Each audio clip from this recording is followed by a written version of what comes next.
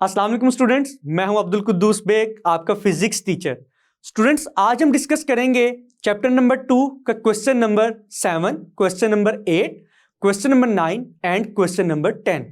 तो स्टूडेंट्स, इन क्वेश्चंस के आंसर्स को देखने के लिए हम चलते हैं व्हाइट बोर्ड की तरफ। स्टूडेंट्स, स्टार्ट करते हैं question number 2.7, which states that if vector A plus vector B is equal to a null vector, what can you say about the components of the vectors? Means that students, अगर दो vectors का सम null vector के equal हो तो students हम उन vectors के components के बारे में क्या कह सकते हैं। तो स्टूडेंट्स, क्वेश्चन के आंसर को डिस्कस करते हैं।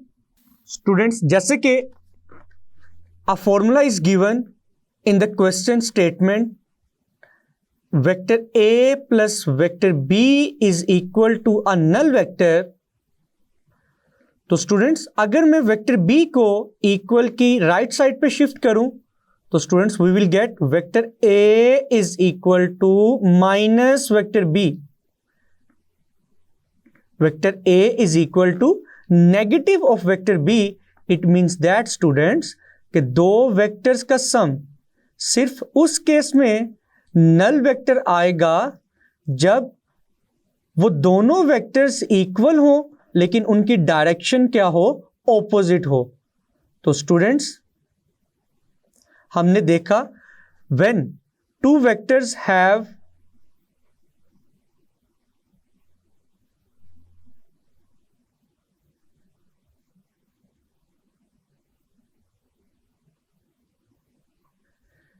equal magnitude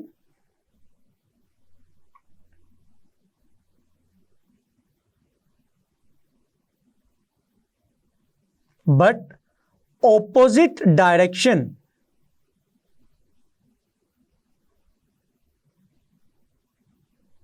तो स्टूडेंट्स इस केस में उन दोनों वेक्टर्स का जो रिजल्टेंट होगा वो नल वेक्टर के इक्वल होगा।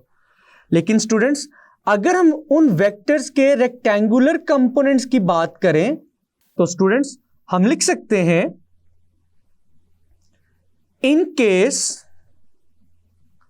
Of their rectangular components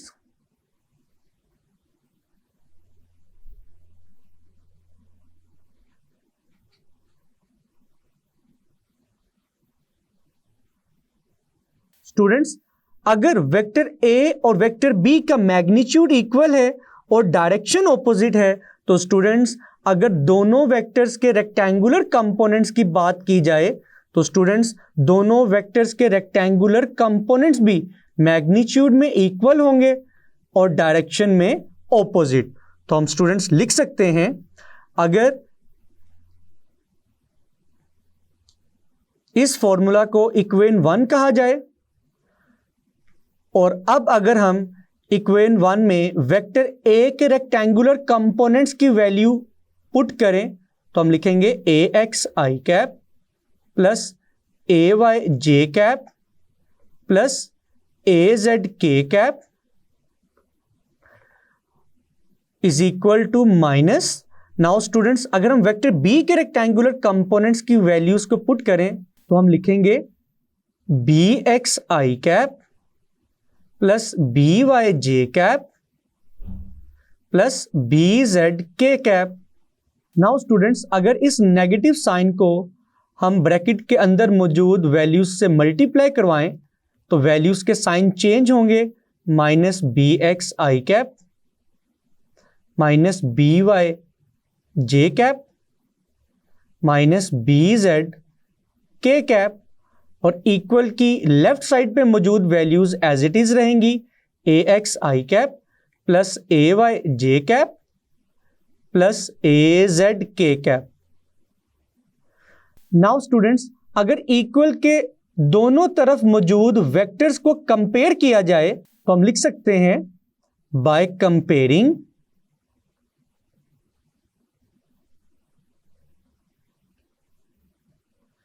the coefficients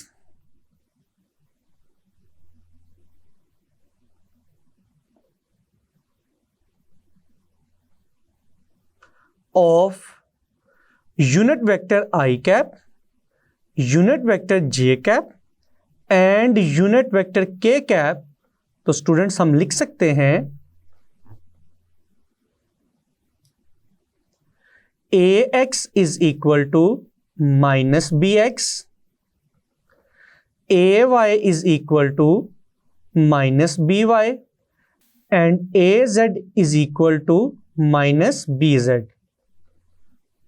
तो स्टूडेंट्स हमने देखा कि अगर ओरिजिनल दोनों वेक्टर्स डायरेक्शन में ऑपोजिट हो लेकिन उनका मैग्नीट्यूड इक्वल हो, तो स्टूडेंट्स उन दोनों वेक्टर्स के रेक्टेंगुलर कंपोनेंट्स भी मैग्नीट्यूड में तो इक्वल होंगे लेकिन डायरेक्शन क्या होगी उनकी ऑपोजिट। तो स्टूडेंट्स ये था क्वेश्चन नंबर 2.7 का answer. Now students question number 2.7 को कंप्लीट करने के बाद अब हम स्टार्ट करते हैं question number 2.8 which states that under what circumstances would a vector have components that are equal in magnitude, means that कि किस कंडीशन पे स्टूडेंट्स एक वेक्टर के कंपोनेंट्स मैग्नीट्यूड में इक्वल होंगे। तो स्टूडेंट्स देखते हैं कि वो कंडीशन कौन सी है।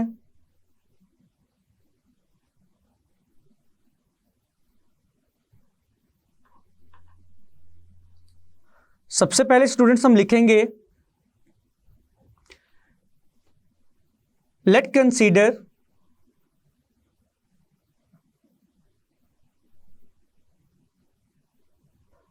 a vector A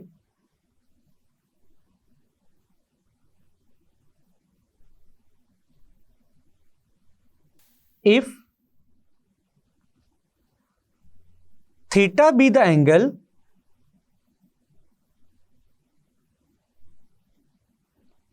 which vector A makes with positive x-axis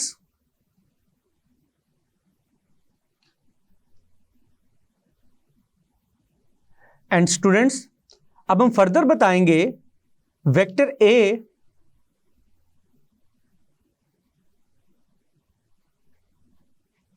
has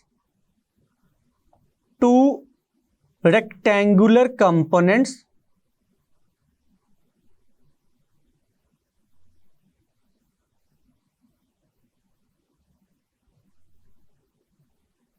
ax and ay। तो स्टूडेंट्स अगर हम वेक्टर a और इसके दोनों कंपोनेंट्स ax और ay को रेक्टेंगुलर कोऑर्डिनेट सिस्टम में रिप्रेजेंट करें तो स्टूडेंट्स आप देख सकते हैं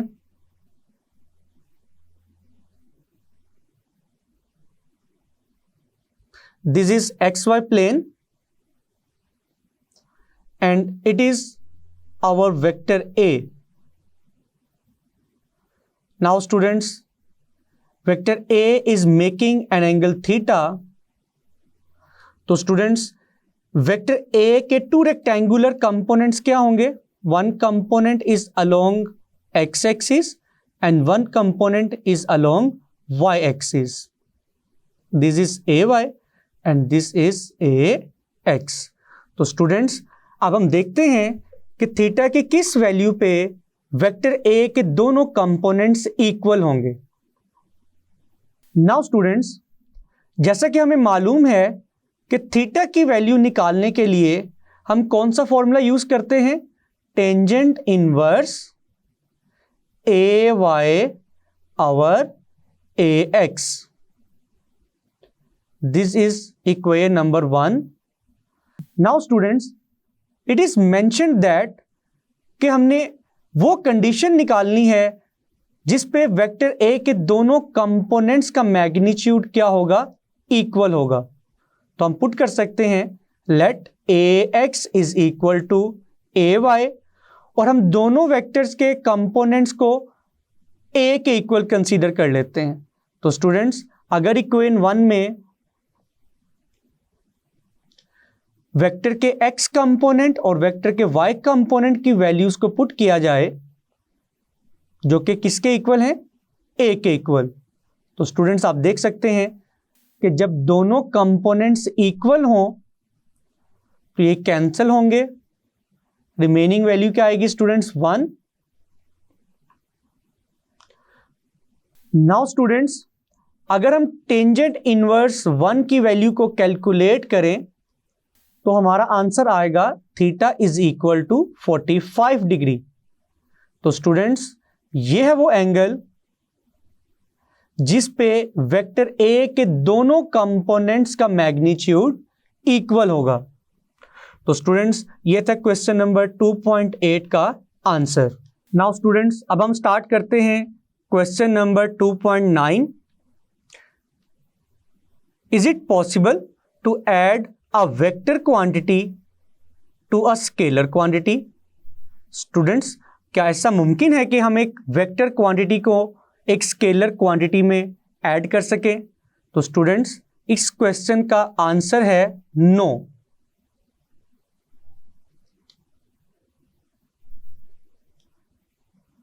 no, a vector quantity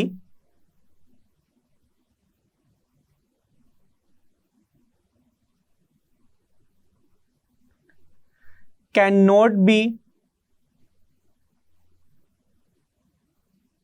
added to a scalar quantity। Students, हम कभी भी एक वेक्टर क्वांटिटी को एक स्केलर क्वांटिटी में ऐड नहीं कर सकते। स्टूडेंट्स, रीजन क्या है?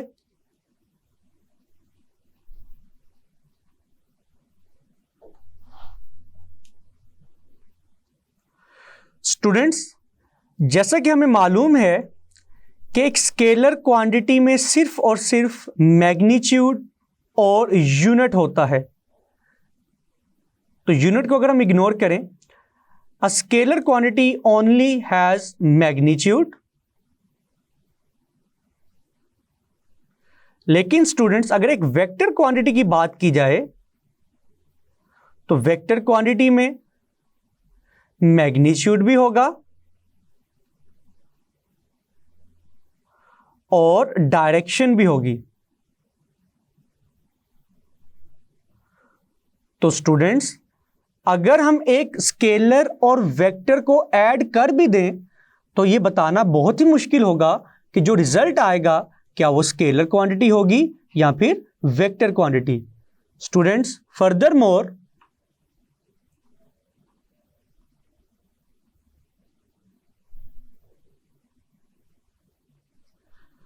हम ये भी कह सकते हैं कि स्केलर्स को ऐड करने के लिए हम अलजेब्रिक रूल्स को फॉलो करते हैं।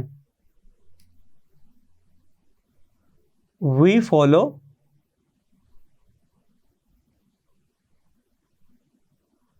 Algebraic rules to add scalar quantities or simply scalars. But students, we add vectors by head to tail rule। तो स्टूडेंट्स, जैसा कि आपने देखा, स्केलर्स को ऐड करने के लिए हम कुछ और रूल्स को फॉलो करते हैं, वेक्टर्स को ऐड करने के लिए हम head to tail rule method use करते हैं। लेकिन स्टूडेंट्स, इसीलिए हम स्केलर्स और वेक्टर्स को ऐड नहीं कर सकते, because both of these scalars and vectors have different nature, they can not be added. तो स्टूडेंट्स, ये था क्वेश्चन नंबर 2.9 का solution. Now students, question number 2.9 को कंप्लीट करने के बाद अब हम स्टार्ट करते हैं question number 2.10 which states that can you add 0 to a null vector. क्या स्टूडेंट्स आप 0 को नल वेक्टर में ऐड कर सकते हैं? तो स्टूडेंट्स इस क्वेश्चन का आंसर क्या होगा?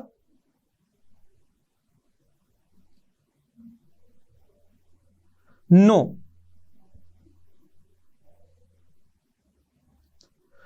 We can not add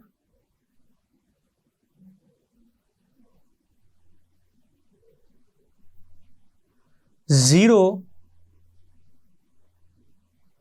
to a null vector।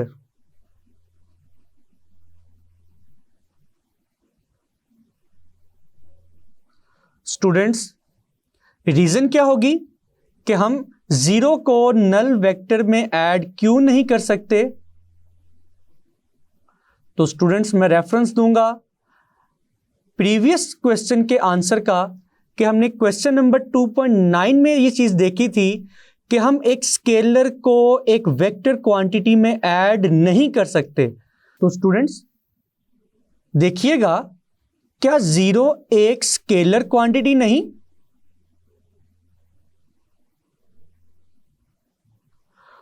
और null vector is a vector quantity. तो स्टूडेंट्स इस क्वेश्चन का आंसर भी क्वेश्चन नंबर 9 ही की तरह होगा कि हम एक स्केलर को एक वेक्टर में ऐड नहीं कर सकते। That's why we can not add 0 to a null vector. तो हम लिखेंगे as 0 is a scalar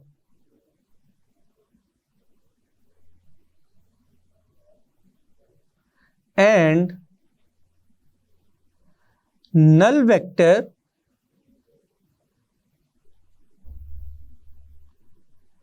is a vector quantity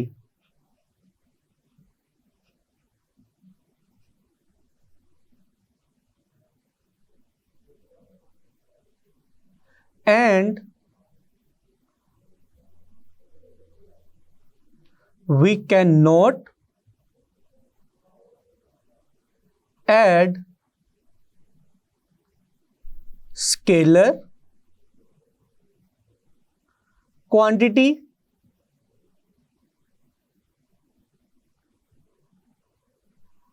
to a vector quantity।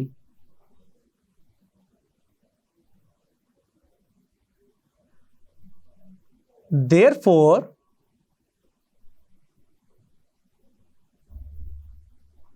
zero cannot be added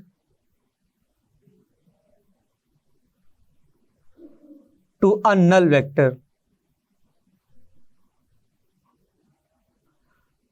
students ये था क्वेश्चन नंबर 2.10 का सॉल्यूशन। जी students, मैं उम्मीद करता हूं कि आज के क्वेश्चंस के आंसर्स आपको बहुत अच्छे से समझ आए होंगे। इनको अच्छे से प्रिपेयर कीजिएगा। मिलते हैं नेक्स्ट लेक्चर में। अल्लाह हाफिज।